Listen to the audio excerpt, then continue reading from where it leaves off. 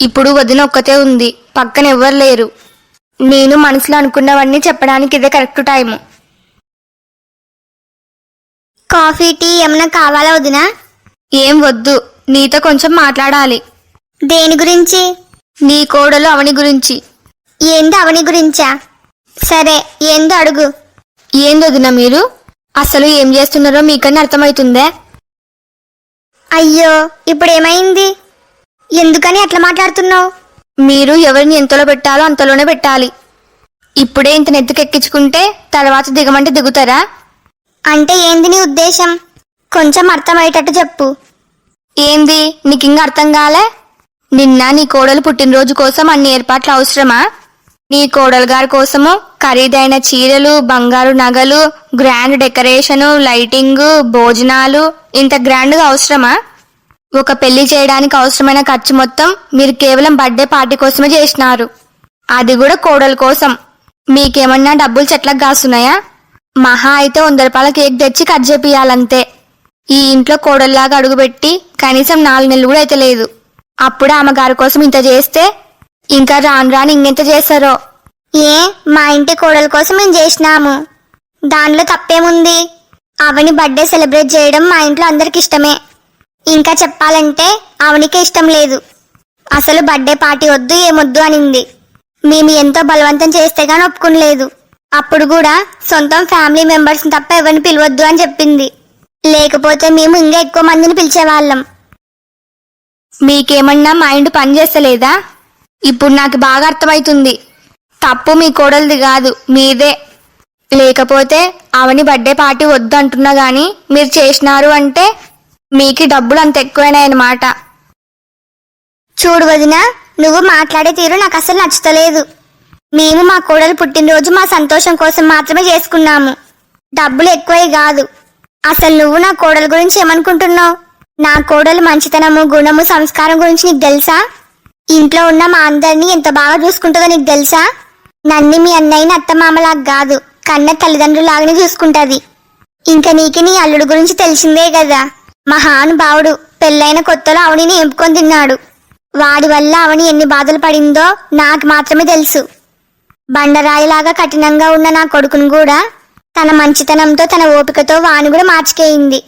అవని ఇంట్లో అడుగు పెట్టకముందు మేమెవ్వరం కూడా మనశ్శాంతిగానే ఉండేవాళ్ళం కాదు. వాడు పల్లవి మైకంలో పడి ఏమైపోతాడో అని మస్తు భయపడేవాళ్ళం. కానీ ఎప్పుడైతే అవని ఇంట్లో అడుగు పెట్టిందో అప్పుడే ఇంట్లోకి మనశ్శాంతి వచ్చింది. ఇప్పుడు నా కొడుకు మంచిగా మారి అవనితో కలిసి సంతోషంగా ఉన్నాడు. అవనిని కంటికి రెప్పలాగా చూసుకుంటున్నాడు. అవని ఇంటి కోడలు కాదు, ఈ ఇంటి మహాలక్ష్మి. అలాంటి అవనికి 2 లక్షలు కాదు 10 లక్షలు ఖర్చు పెట్టినా తక్కువే. నువ్వు ముందు వెనుక తెలుసుకోకుండా ఇట్లా మాట్లాడడం నాకు అసలు నచ్చలే. అంటే నా ఉద్దేశం... నీ ఉద్దేశం ఏమన్నా కావచ్చు వదినా, కానీ అవనిని తక్కువ చేసి మాట్లాడితే మేము భరించలేము. నువ్వు ఇట్లా మాట్లాడడం మొదటిసారి కాబట్టి నిన్ను ఏం అనలేకపోతున్నా. ఇంకెప్పుడు అవని గురించి తెలుసుకోకుండా మాట్లాడొద్దు. నువ్వు ఈ ఇంటి ఆడపిల్లవని నీతో చాలా కూల్గా మాట్లాడుతున్నా. నీ ప్లేస్లో నువ్వు కాకుండా ఇంకెవరైనా ఉంటే నా సమాధానం వేరుగా చెప్పేదాన్ని. ఇంకోసారి ఇలాంటిది ఏమైనా రిపీట్ చేస్తే అప్పుడు ఆడపిల్లవని కూడా చూడను. నాకు ఎవరైనా సరే నా కోడలు అవని తర్వాతనే. అమ్మో అమ్మో, ఎన్నెన్ని మాటలు మాట్లాడింది. అసలు నేను మాట్లాడిన దానిలో తప్పేముందని వదినకి మరి ఇంత కోపమా? ఈ ప్రపంచంలో ఎవరికి లేని కోడలు ఈమెకే ఉంది. మరి మా అన్నయ్యని అల్లుణ్ణి అమాయకుళ్ళు చేసి ఈ అత్త కోడలు ఒకటయ్యి ఈ రాజ్యాన్ని మొత్తం ఏలాలనుకుంటున్నారేమో. మీ సంగతి ఇట్లా కాదు. నేను సరాసరి అన్నయ్య దగ్గరికి పోయి మాట్లాడతా. ఈ అత్త కోడళ్ళ గురించి మా అన్నయ్యకి అర్థమయ్యేలాగా చెప్పాలి. మా అన్నయ్య అయితే ఖచ్చితంగా అర్థం చేసుకుంటాడు. స్వప్న వాళ్ళ మేనత్త బాగా మాట్లాడింది. కాని బాబోయ్, అవని వాళ్ళ అత్తగారు మామూలు కాదు. అవనిని తక్కువ చేసి మాట్లాడిందని ముఖం మీద కొట్టినట్టు మాట్లాడింది. నాకు ఎవరైనా సరే నా కోడలు తర్వాతనే అంటుంది. అత్తగారు అయింది కోడలికి ఇంత సపోర్ట్ చేస్తే ఇంకా స్వప్న మాత్రం ఏం చేస్తుంది? అవని మీద ఎవరు ఈగ కూడా వాళ్ళనిచ్చేటట్టలేరు. పాపం స్వప్న. నేను స్వప్నని బాగా అపార్థం చేసుకున్నాను. వెంటనే ఒకసారి స్వప్నతో పోయి మాట్లాడాలి.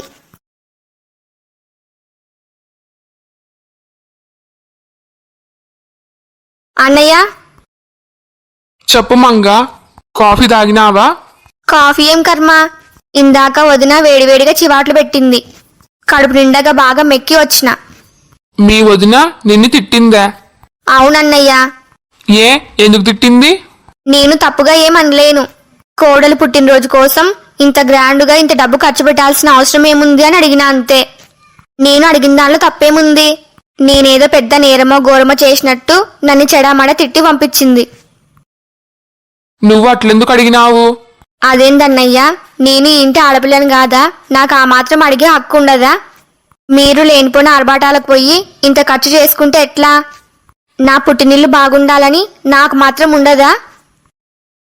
నీకే అర్థమైతలేదు. నిన్ని నా అల్లుని బాగా అమాయకుల్ని చేసి ఆ అత్త కోడళ్ళు మిమ్మల్ని బాగా ఆడిస్తున్నారు. వాళ్ళకి నచ్చినట్టు మొత్తం ఇష్టానుసారం చేస్తున్నారు. నువ్వు అసలు ఏం మాట్లాడుతున్నావు? అదే అన్నయ్యా, మిమ్మల్ని బాగా. ఇంకా చాలు మంగా, నువ్వు ఇంతసేపు మాట్లాడింది మొత్తం విన్నా కదా. నువ్వు ఏం చెప్పాలనుకుంటున్నావో నాకు బాగా అర్థమైంది. ఈడ ఎవరు కూడా అమాయకులు లేరు. ఇప్పుడు నీ బాధ ఏంది? నా కోడలు అవని కోసం ఇంతగా ఖర్చు పెట్టడం నీకు అస్సలు నచ్చలేదు అంతేనా? నీకు అవని గురించి అర్థమయ్యేటట్టు ఒక్క ముక్కలో చెప్తా విను. ప్రస్తుత కాలంలో ఉన్న అందరి అమ్మాయిలకి నా కోడలికి చాలా తేడా ఉంది. అవని అందరి అమ్మాయిలాగా కాకుండా పెద్దవాళ్ళకి చాలా మర్యాద ఇస్తుంది. వాళ్ళకి ఎదురు మాట్లాడదు. ఇంట్లో వాళ్ళందరినీ కంటికి రెప్పలాగా చూసుకుంటది. తన మనసులో ఎంత బాధ ఉన్నా సరే పైకి మాత్రం నవ్వుతూ మాట్లాడుతుంది. నా కొడుకు గురించి గుండె పగిలే నిజాలు తెలిసినా సరే వాణ్ణి ఒక్క మాట కూడా అనకుండా అన్ని ఓపికగా భరిస్తుంది. నేను 100% చెప్తా, ఈ ఇంట్లో అవని కాకుండా అవని ప్లేస్లో ఇంకెవరైనా ఉంటే వాళ్ళు ఒక్క క్షణం కూడా ఈ ఇంట్లో ఉండరు.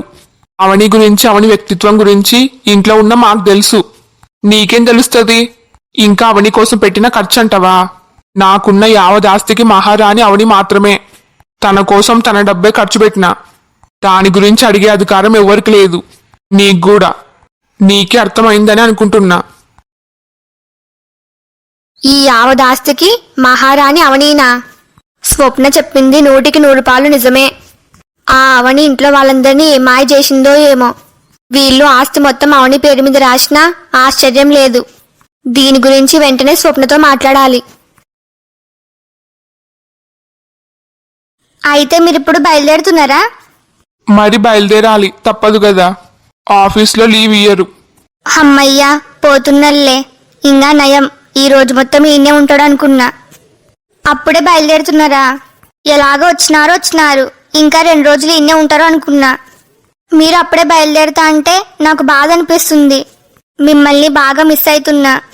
సారీ స్వప్న, నాకు కూడా ఇక్కడ ఉండాలని ఉంది. సరే, ఇంకేం చేస్తాం. మీరు బయలుదేరండి. పాపం స్వప్న, నేను అప్పుడే పోతున్నా అని చాలా బాధపడుతుంది. ఈ టైంలో మొగుడు పక్కన ఉండాలని ఏ అమ్మాయి అయినా కోరుకుంటది. ఇప్పుడు ఏం చేయాలి? మీరు బాధపడొద్దు. మీరు బాధపడితే నేను చూడలేను. నువ్వు బాధపడితే కూడా నేను చూడలేను. అందుకే నేను ఒక డెసిషన్ తీసుకున్నా. ఏంటది? నువ్వు ఇంతగా బాధపడుతున్నావు కాబట్టి నేను ఎట్లో గట్లా మా బాస్ కాళ్ళ వేళ్ళ పడి 2 రోజులు లీవ్ తీసుకుంటా. ఇప్పుడు నా చెప్పు తీసుకొని నన్ను నేను కొట్టుకోవాలి. మరీ ఓవర్ యాక్షన్ ఎక్కువైనట్టుంది. ఇప్పుడు బాగా అయింది. నాకు ఇట్లనే కావాలి. పావులాకి 10 రూపాయల యాక్షన్ చేస్తే ఇట్లే ఉంటది. ఇప్పుడు నువ్వు హ్యాపీ కదా? అంటే అది నా కోసం మీరు మీ బాస్ కాళ్ళ వేళ పడి బ్రతిమాలడం ఎందుకు? నా వల్ల మీరు మాటలు పడితే నేను చూడలేను. ఏం కాదులే, బయలుదేరండి. మరేం పర్లేదు స్వప్న, నాకు ఏ ప్రాబ్లం రాకుండా నేను చూసుకుంటా. నాకు నీకంటే ఎక్కువ ఏది కాదు. ఇంకా ఆఫీస్కి పోయేటట్టు లేడు. 2 రోజులు ఈయనే ఉండేలాగున్నాడు. నేనే చెప్తున్నా కదా, ఏం అవసరం లేదు. మీరు బయలుదేరండి. నేను ఉంటా అంటున్నా కదా. అది కాదండి, మీరు చేసే జాబు సాఫ్ట్వేర్. ఈ మధ్య సాఫ్ట్వేర్ జాబ్లకి గ్యారెంటీ లేదు. ఎవరిని ఎప్పుడు జాబ్ల నుంచి పీకేస్తారో వాళ్ళకే తెలియదు. దానికి తోడు మీరు లీవులు తీసుకున్నారనుకో, మీ పైన బ్యాడ్ ఇంప్రెషన్ కలిగితే మీ జాబ్కే రిస్క్. అందుకే చెప్తున్నా. నువ్వు చెప్పింది కూడా కరెక్టే. సరే స్వప్న, నేను ఆఫీస్కి బయలుదేరుతా. అమ్మయ్యా, సరేనండి, బయలుదేరండి. ఇంకా ఇప్పటికే లేట్ అయింది. బయలుదేరుతా గాని నిన్నొకటి అడగాలి. ఏంటి? ఇంతకీ మనకి పుట్టబోయేది అమ్మాయా అబ్బాయా? నేనైతే ఖచ్చితంగా అమ్మాయి అనుకుంటున్నా. మరి నువ్వు? అది నాకెట్లా తెలుస్తుంది? గెస్ చేయొచ్చు కదా. ఏమో నాకు తెలదు. సరే గాని మనకు ఒకవేళ అమ్మాయి పుట్టిందనుకో, నేను ఖచ్చితంగా అవని అని పేరు పెడతా. ఎందుకంటే మన అమ్మాయికి కూడా అవనిలాగే మంచితనం, సంస్కారం, గుణాలు అచ్చం అలాగే ఉండాలి. అది నా కోరిక. నీకు ఓకేనా? ఇంకా చాలు, ఇప్పటికే బాగా ఎక్కువయింది. అంటే అవని పేరు పెట్టడం నీకు ఇష్టం లేదా? అసలు లేని బిడ్డ కోసం ఇవన్నీ అవసరమా? ఏంది ఏమన్నావు? ఇంకోసారను. వస్తే స్వప్న, అసలు ఈరోజు నీకేమైందే? నీ మొగుని చేతుల్లో చావాలని అంత కోరిక ఉందే? నువ్వు తప్పుగా చెప్పినావా లేదా నేను తప్పుగా విన్నానా? అంటే నేను అనిందేందంటే ఎప్పుడో పుట్టబోయే బిడ్డ కోసం ఇప్పుడు ఇవన్నీ అవసరమా అన్నానంతే. హో అట్లన్నావా?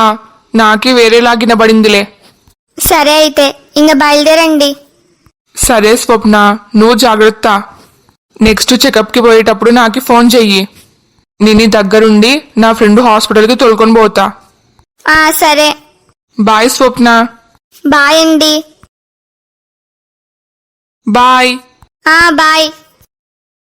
అమ్మయ్యా, పెద్ద గండం నుంచి బయటపడినా. ఒసే స్వప్న. చెప్పత్తా. నేను ఇందాకే వదినతోని అన్నయ్యతోని అవని గురించి మాట్లాడినాను. నిజమా అత్తయ్యా? అప్పుడే మాట్లాడినావా? మరి ఏమన్నారు? అన్నయ్య వదిన ఇద్దరు నాకు బాగా చివాట్లు పెట్టినారు. అంటే నువ్వు చెప్పినా కూడా వినలేదా? నేనే కాదు, సాక్షాత్ ఆ దేవుడు దిగొచ్చి చెప్పినా గాని వాళ్ళు వినేలాగా కనబడతలేరు. ఇంకొక షాకింగ్ న్యూస్ ఏందంటే ఈ యావదాస్తికి మహారాణి అవని అంట. అవని కోసం ఎంతైనా ఖర్చు పెడతాం, దాన్ని అడిగే అధికారం ఎవరికి లేదు అంటున్నాడు అన్నయ్య. ఏందత్తయ్య నువ్వు చెప్పేది? అవునే, డౌట్ లేదు. ఇంకొన్ని రోజులు పోతే ఆస్తి మొత్తం అవని పేరు మీద రాసేస్తారు. నువ్వు చెప్తే ఏమో అనుకున్నా గాని నిజంగా అవని ఇంట్లో వాళ్ళందరినీ మాయ చేసింది. అత్త, నువ్వు చెప్పేది నిజమా? నాన్న నిజంగంటే ఆ మాట అన్నాడా? అన్నాడే. ఇంకా నువ్వే ఏం చేస్తావో ఏమో. నేనైతే మా ఊరికి బయలుదేరుతున్నా.